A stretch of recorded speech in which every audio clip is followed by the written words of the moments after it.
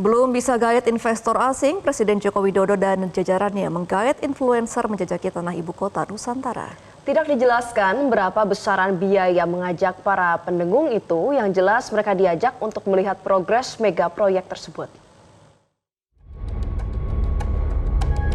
Mungkin 10-20 tahun lagi kita banggakan gitu.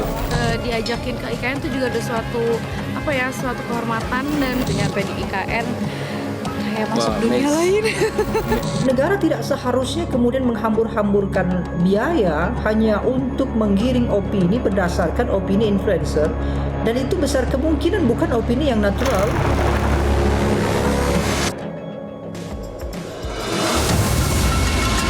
Santap malam Presiden Joko Widodo di hari Ahad 28 Juli kemarin jauh dari riuh suasana kota.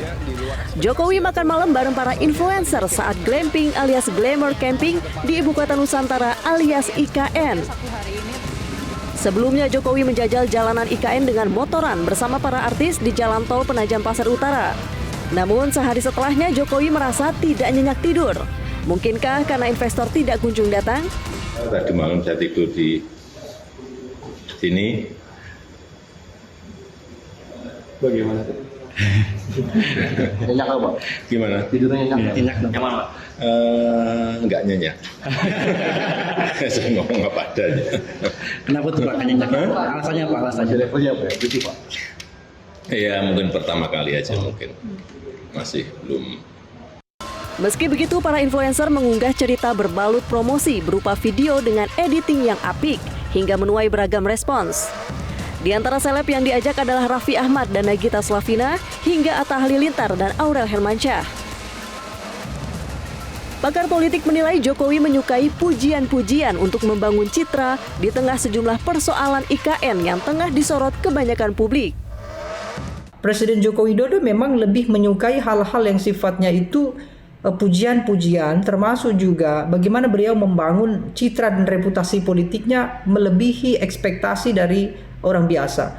Dalam artian ketika IKN ini kemudian didengungkan oleh orang-orang yang secara normatif begitu ya, berkomentar tentang peluang-peluang yang minim, kemudian investasi yang juga belum begitu banyak, bahkan sudah mengambil dana negara yang cukup besar, sehingga Presiden memerlukan pembalikan realitas itu. Salah satunya adalah dengan menggunakan influencer.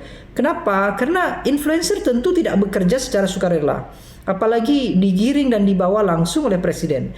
Mereka tentu akan bekerja secara komunikatif, dan itu sesuai dengan arahan dan juga harapan-harapan Presiden. Ya, salah satunya saya kira adalah untuk memantik citra dan reputasi Presiden, utamanya dalam program IKN ini, menjadi program yang dianggap bagus, kemudian sesuatu hal yang memang perlu untuk dilanjutkan, dan juga untuk membangun optimisme. Artinya Presiden hari ini dalam kondisi yang sedang tidak optimis. Mungkin mengalami kekhawatiran bagaimana nasib IKN ke depan ketika betul-betul tidak mendapatkan dukungan yang cukup baik dari publik maupun dari tokoh-tokoh yang terlibat, termasuk juga dengan dukungan pemerintahan ke depan. Promosi para influencer tidak lantas membuat publik percaya, di antaranya persoalan air minum di IKN yang belum juga selesai. Ada juga yang meminta para pendengung menetap di IKN. Selain itu, langkah pemerintah yang kerap menggayat pemengaruh ini dinilai sudah biasa. Di sisi lain, Pak Presiden mengakui belum ada investor yang masuk. Lantas, IKN mau dibawa kemana, Pak? Sudah banyak komitmen, 300-an, tetapi kita memang masih menunggu regulasi yang ada di OIKN. Sekarang sudah selesai. Nah, ini baru nanti membuka yang letter of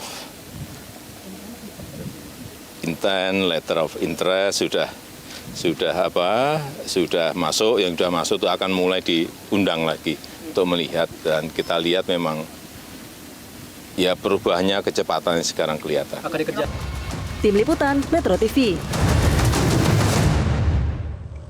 Jelajahi cara baru mendapatkan informasi. Download Metro TV Extend sekarang.